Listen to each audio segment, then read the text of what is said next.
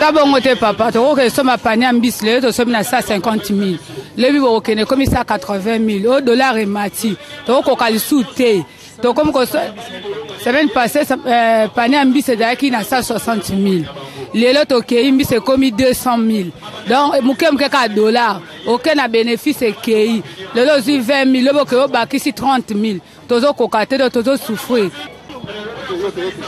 Papa, mutu passe. O bandana tongo boyo bimina mbongo boyo oya okalikile na wenze ozoko kate penza mbongo esili na maboko otalika biloko nyonso ese matitalo ozonga na ndako boyo kalikile ese esili penza me biloko ezoko kate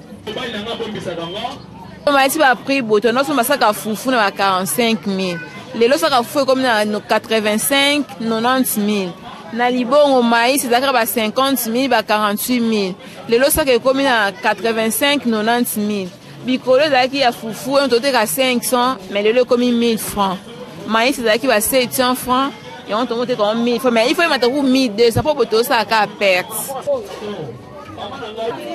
papa atana lobby Attends, lobby, ça va mourir, n'y est aucun. Zambera est mon sala pour la bistone. Dollar est à 9 000 et comme il est tout le monde a dollar 17 000. Plateau maki nenga na yebela ki ngo na bandeko soma on a 4500. Soko mone mati mwa muke 5000 mais lelo plateau maki comme na 8000. Siko boye biso tozo kende wapi.